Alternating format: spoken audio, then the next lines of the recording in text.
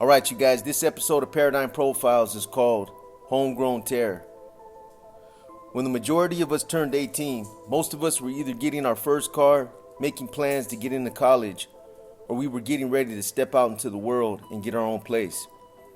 Turning 18 for some is sort of like the introduction point into adulthood. This is the age where a lot of young people feel like they're responsible enough to take on the functions of adulthood and where they no longer need to depend on the thralls or guidance of their parents. But these are the norms. These are the customary traditions and the normal practices that the average 18-year-old experiences. However, this is one of the vices and depravities that the American culture fosters. We become so complacent and used to these norms that more often than not, we are blinded and oblivious to some of the homegrown terrorists that develop right here on American soil. 18-year-old Salvador Ramos is the classic example of what happens when we fail to see all the characteristics of someone who transforms into one of these homegrown terrorists. He's the personification and embodiment of what happens when everything goes wrong. What drives someone like him to commit this type of heinous act is a question I'm sure we're all asking ourselves. How can someone walk into a school with bad intentions of harming innocent children and then in that final moment follow through with opening fire on a classroom full of kids? Where is his conscience? Where is his compassion? Where was his sympathy? And most pressing of all, where was his humanity? How does an 18-year-old come to lack these emotions and become bent on murdering children? Was it his upbringing? Was it some type of traumatic event during his childhood? Is it genetics, DNA, or some type of psychological defect that drove him to do something like this? We can speculate and try to figure it out. We can study the brains and the genetic makeup of guys like Salvador Ramos, but this type of modern day terrorist that's being inflicted on our children has been happening. This goes back to the 19th century, but most of us in this time and age are probably more familiar with some of the following. And keep in mind, these are not even a fraction of all the shootings. These are just some of the more notable ones that took place at K-12 public schools or private schools, as well as colleges and universities that mainstream media covered at length. On May 21st, 1998, after killing his parents at home, 15-year-old Kip Kinkle drove to Thurston High School in Springfield, Oregon, where he killed 2 students and wounded 25 others. After pleading guilty, he was sentenced to 111 years in prison. On April 20th, 1999, 18-year-old Eric Harris and 17-year-old Dylan Klebold, students at Columbine High in Littleton, Colorado, killed 12 students and 1 teacher. They injured 21 additional people, and 3 more were injured while attempting to escape the school. The pair committed suicide in the library after a brief gunfight with police at the end of the massacre. On May 20th, 1999, 15-year-old student Thomas T.J. Solomon Jr. wounded 6 students at Heritage High School. A 15-year-old girl was hospitalized in critical condition, and the other victims suffered from non-life-threatening injuries.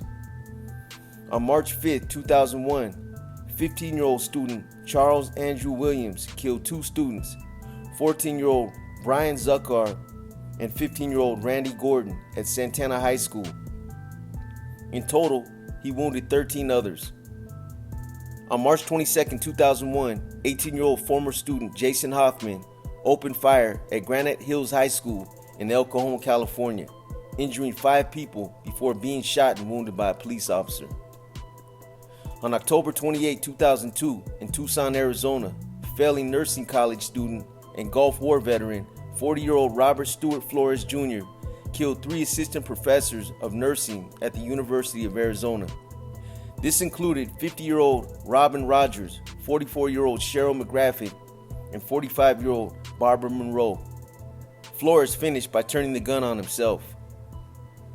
On April 14, 2003, 18-year-old Stephen Williams and 17-year-old James Tate opened fire with an AK-47 and a handgun in the gymnasium of John McDonald High School in New Orleans, Louisiana, killing a 15-year-old student and wounding 3 female students. On April 24, 2003, 14-year-old student James Sheets entered Red Lion area in Pennsylvania at junior high school armed with his stepfather's pistols. He killed the school's principal, Eugene Segro, before killing himself. On March 21, 2005, 16-year-old student Jeff Weiss killed his grandfather and grandfather's companion at their home, where he had been living at Red Lake Indian Reservation in Minnesota. He then drove to Red Lake Senior High School. Armed with his grandfather's police weapons, Weiss killed 5 students, 1 teacher, 1 security guard, wounding 7 others before entering into a gunfight with police officers that resulted in him committing suicide. On August 30, 2006, after shooting and killing his father, 18-year-old teenager Alvaro Castillo went to his high school in Hillsborough, North Carolina, where he wounded 2 students. He was reportedly obsessed with the Columbine shootings and had written an email to the current Columbine High School principal before committing his crime. A 23-year-old student, Swang Hui Cho, armed with 2 pistols, a Glock 19 and a Walther P22, killed 32 students and faculty members at Virginia Tech and wounded another 17 students and faculty members in 2 separate attacks before committing suicide. The first attack was on the 2nd floor of West Ambler Johnston Hall, where he shot a young girl and another student who came to help. He then changed his clothes, recorded multiple videos stating that he had to do it for his brothers and sisters, and made several pictures of himself with hammers, large knives, and guns. He then chained the doors of Norris Hall shut and shot and killed 30 more students and staff. 6 more students were also wounded from gunshot injuries. He was described as extremely quiet and lonely. During the rampage, he wore a black t-shirt, a rusted vest, a backwards baseball cap, black military cargo pants, black boots, and grip gloves. The incident is the 3rd deadliest shooting by a lone gunman and the deadliest school shooting in modern U.S. history. On August 21, 2008, 26-year-old Homero Mendez was waiting at Lakota Middle School campus in Federal Way, Washington, to pick up his girlfriend's son. He was confronted by 16-year-old Luis F. Casgaya Alvarez and 2 of his friends driving in an SUV. Casgaya Alvarez flashed gang signs at Mendez and shot him once in the head. Mendez later died of his injuries. Casgaya Alvarez was arrested a few days later in Seattle and was charged with murder. On April 2, 2012, 43-year-old Juan L. Go was accused of shooting dead 7 students with a handgun and wounding 3 others at Ocos University Christian College in Oakland, California. He fled the scene stealing the victim's car and was apprehended hours later nearby. On December 14, 2012 in Newton, Connecticut, 20-year-old Adam Lanza killed 26 people and himself. He first killed his mother at their shared home before taking 4 of her guns and driving to the school, where he killed 20 first-grade children aged 6 and 7, along with 6 adults, including 4 teachers, the principal, and the school psychologist. 2 other persons were injured. Lanza then killed himself as police arrived at the school. On June 7, 2013, in Santa Monica, California, 23-year-old John Zawari began a killing spree at his home. After killing 55-year-old father Zamir Sam Zawari and 25-year-old brother Chris Zawari, he set the house ablaze. Dressed in all-black body armor and wielding an AR-15 type semi-automatic rifle, Zawari carjacked 41-year-old Laura Siska, shooting 50-year-old Deborah Fine as she attempted to intervene before forcing Siska to drive to Santa Monica College. Upon arriving on college campus, Zawari began shooting at passing vehicles, including a police car and a city bus, leaving 3 people with minor injuries. Zawari next targeted a Ford Explorer, killing the driver, 68-year-old campus groundskeeper Carlos Navarro Franco, and fatally wounding the passenger, his 26-year-old daughter, Marcela Diaz Franco, a student at the college who died 2 days later. 68-year-old Margarita Gomez, who was collecting cans outside the library, died after being shot in the abdomen and chest. Zawari opened fire on students who were trying to run away.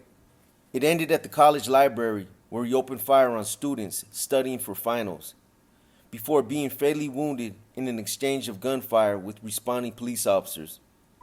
On October 1, 2015, at around 10:40 a.m.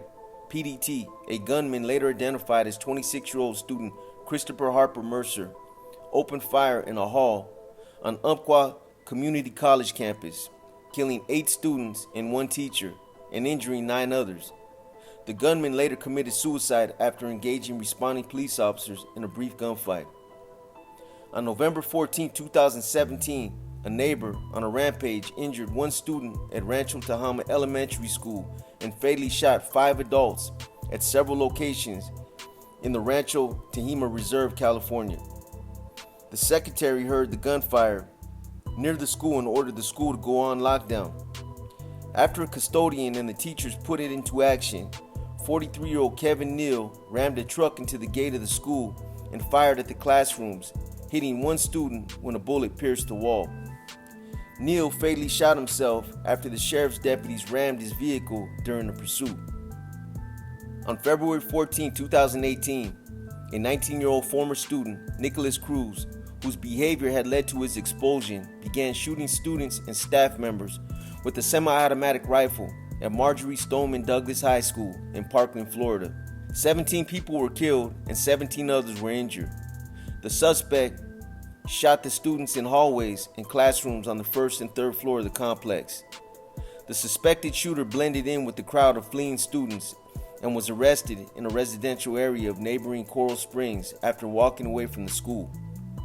On May 18, 2018, a school in Santa Fe, Texas was evacuated when fire alarms were pulled at 7:45 a.m. after a gunman opened fire on multiple students with the Remington 870 shotgun and a .38 caliber revolver, killing 10 people. The accused shooter, 17-year-old Demetrius Pagordis, started shooting in the art room, then went through the art hallway. Responding police officers then engaged Pagordis in a gunfight which lasted for 25 minutes before Pagordis was finally wounded and taken into custody. I know I messed his name up. Multiple IEDs, pressure cookers, Molotov cocktails, pipe bombs, propane tanks, and other homemade explosives were also found around the school and parking lot. And then finally, you had 22 more victims in this shooting that took place in Uvalde, Texas. These kinds of tragedies have become a common thread and a fixture within our society today. I'm sure you can go back in history and find instances where some nut walked into a school and killed kids, but it wasn't as common back then as it is now, and there's a reason why. You've got to ask yourself, why is there so many mass shootings in this day and time, and what's motivating it? I briefly touched on this in one of my past spills, but we as a society are responsible for some of this. We're accountable for the way in which we raise our children, and we've allowed them to be mentally programmed by the things that they're exposed to. TV, radio, and other forms of media play a key role in how their thought patterns, their mental mindset, and their psyches are conditioned. These things are significant factors in what refines and programs their thinking. I'm not trying to get too technical, but everything on television, on media, period, is rife with some type of violence. Even the cartoons. Popeye does something that Bluto don't like, and the first thing Bluto does is pick up a board and smack the shit out of Popeye. The Roadrunner at some point always ends up beating the shit out of Wile E. Coyote or leading him into some type of trap that flattens him out like a pancake. How do you think kids interpret this when it's systematically conditioned into their minds? It goes on and on. The truth is, people like violence. They're intrigued by it, and it's fascinating. Nobody wants to be on the receiving end of it, but people will sit back and watch it. I've said this before, but it's a great example. Why do you think people slow down on the freeway or anywhere else where there might have been a fatal accident? Why do you think they rubberneck and create huge traffic jams? Because they're all breaking their necks trying to catch a glimpse of some brain matter, of twisted and contorted bodies that might be laid out somewhere on the concrete. Because like I said, they're intrigued and fascinated by violence. The other thing we need to ask ourselves as a society is how and why it has become cool to walk into a school and pump lead into the bodies of kindergartners, preschoolers, first graders, and elementary school kids. Why has it become an ethical and noble way in the hearts and minds of some of these guys who plot and carry out these atrocities against children? I'm sure there's a lot of lingering questions and that this is something that none of us can make sense of.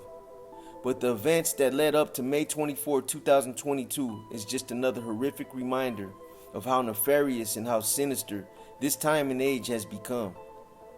Hours before Ramos carried out his plot to walk into Robb Elementary School and kill 19 students and 2 teachers, he shot his biological grandmother in the face and then posted messages about it on Facebook. In the Facebook post, Ramos stated, "I'm going to shoot my grandmother." Then he apparently also posted, "I'm going to shoot an elementary school." The dangerous thing about predators like Ramos is that they're not only cold, but they're calculating. He planned this. On May 17th and 20th, 3 days before he walked into Robb Elementary School, Ramos, who lived with his grandparents, purchased 2 AR platform rifles. On May 18th, he went back to the same gun store and purchased 375 rounds of ammunition. So this guy wasn't only strapped to the teeth, but he had enough ammunition to engage in what he obviously anticipated would be an all-out gunfight with law enforcement. Although some of the inside facts are still emerging, these are some of the details that make this case a little different from some of the ones in the past. We all know that this guy Ramos acted alone and that it was a calculated plan. That much has been established. So after Ramos shot his grandmother in the face, who's miraculously still alive and in critical condition, he apparently stole a truck and crashed it into a ditch while he was en route to the school. Once he exited the car, he grabbed the assault rifles and made a beeline for the school. As he ran into the street in front of a funeral home, he fired at 2 people who were just walking by. This is where he was first engaged by law enforcement that were called and who had just arrived at the scene. After shooting at these officers and making them retreat, Ramos headed for the school. It was at 11:44 p.m., the exact time that the killing begun. According to some of the officers that initially engaged him, he was wearing body armor, a rifle, and a backpack. It was at this point that Ramos was able to break the perimeter that law enforcement had set up and enter the school unobstructed. Nobody in the school had any forewarning or any idea that an intruder had entered the school, and the day's classes were in session like any other day. One of the teachers, Nicole Ogburn, said she was just about to put a movie on for her students when she looked through one of the windows and seen Ramos approaching the school carrying a big gun. A few minutes later, she said she heard the heavy gunfire start and she just started praying that Ramos wouldn't make his way to her classroom. Ramos entered the classroom and stated, "It's time to die." Somehow her prayers were answered as he miraculously skipped her classroom and instead entered classroom number 12, the one next to hers. Ramos entered the school from the southeastern side, where most of the bigger classes just so happened to be located. From there, it just became a free-for-all, randomly entering classrooms and firing at whatever children he chose to fire on. He then proceeded to kill 19 students. One of the first agonizing 911 calls that was received was made by 10-year-old Amari Jo Garza, who was trapped inside the classroom. Amari identified herself and whispered that she was in room 12. For reasons that were unclear, Amari hung up shortly after making the first call. This is when Ramos began shooting. At 12:10, Amari called back and advised dispatch that there was multiple dead and that Ramos had began shooting random students. Again, like the first time, the line went dead. It's probably safe to assume that Amari hung up the phone out of fear and because she didn't want Ramos seeing her communicate through her phone. At around 12:16, 6 minutes after the second call, Amari called back and informed dispatch that there were 8 or 9 students that were still alive. Meanwhile, no attempts were made by law enforcement to enter the classroom because they were gearing up and formulating a plan. By all accounts, Uvalde has a small police force. The agency is small and is accustomed to dealing with how big the area is and the per capita of people living there. Uvalde has seen its share of sporadic violence, and there's no question about this. But the town of Uvalde has never experienced this kind of carnage. Most of the crime in that area involves illegal aliens who have crossed the border and the constant flow of mules who are attempting to smuggle narcotics over the border. In fact, Because of Uvalde's close proximity to Mexico, the U.S. Customs and Border Protection, the biggest law enforcement agency in the area, dispatched 20 agents to respond to the shooting. One of these agents apparently also sustained non-life-threatening injuries after being struck in the head by one of Ramos's bullets. But this is where the incident begins to take a controversial twist. No doubt, anytime 22 people lose their lives, it's considered a tragedy, and it was obviously a very hostile and dangerous situation. But some people would argue that this is what law enforcement trains for, and this is what they get paid for, to risk their lives, to save victims from falling prey to gunmen like Ramos, and to preserve human life when at all possible. This is not a bashing against law enforcement. It's not a critique on their job performance, and it's not to say that they didn't do their jobs. Because the reality of it is that there probably would have been a lot more victims had they not responded when they did, no matter how long it was. This, however, is just an outline of the facts and a brief synopsis of what some people in Uvalde were claiming. Most of them were the relatives of the victims, the mothers, the fathers, and other people who witnessed the events that transpired that day. So, it took approximately 77 minutes before responding law enforcement were able to prepare a breach into the school where the gunman was barricaded with the living, dying, and dead children. Relatives of the children trapped inside became so desperate and so furious that some of them actually attempted to barrel through the law enforcement scrimmage so that they could enter the school and attempt to save the children themselves. Now, I can see both sides of this. Law enforcement obviously knew that this was a very hostile situation, and they were taking all necessary precautions possible to avoid from becoming casualties themselves. That's completely understandable. But on the flip side, put yourself in their shoes, the parents. If your son or daughter were barricaded inside with the gunman who was already confirmed to have killed some of the children inside, could you stand by and wait for over an hour while they formulated a plan and put on their equipment? It's a life and death call on both sides of the spectrum, so it's easy to be critical either way. But the controversy was exacerbated by the fact that the city of Uvalde's police chief, Pete Arredondo, waited for more than an hour to intervene before he decided to send a team in to engage Ramos. When Arredondo finally gave the go-ahead for his team to move in on Ramos, Ramos had been inside the school barricaded in the class for 77 minutes. When the team finally reached a door that had been locked from the inside, they used a key to reach in and unlock the door. It was at this point that they actively engaged Ramos, killing him and putting an end to the saga. For many, this didn't come as any relief or comfort, especially those who would find out that their child was among those of the dead. After an investigation, it was discovered that the school district police chief wrongly believed the situation was no longer an active shooter and ordered tactical teams not to enter the classroom. Prior reports apparently revealed that nearly 20 cops waited at least 45 minutes to engage Ramos. It's kind of hard to argue that it wasn't the wrong decision. They dropped the ball, and there's no excuse for it. After nearly an hour, federal officers defied local authorities by going into the building and shooting Ramos. According to officers who engaged Ramos, one held a tactical shield while the other three opened fire on him, killing him instantly. The incident was declared officially over at 1:06 p.m. I'm not sure what was learned from this tragedy that wasn't already learned from other shootings like Columbine, Santa Fe, Texas, and Parkland, Florida. Is there a way to identify someone who's priming up to be the next mass school shooter? How are we as a society contributing to this? And are we making a mistake by plastering the identities of these guys in the media, giving them the type of recognition that they're obviously looking for? How can we prevent this from happening again? What happens when we encounter situations like this again, where law enforcement takes 77 minutes to enter into a dwelling where children and kids are being slaughtered?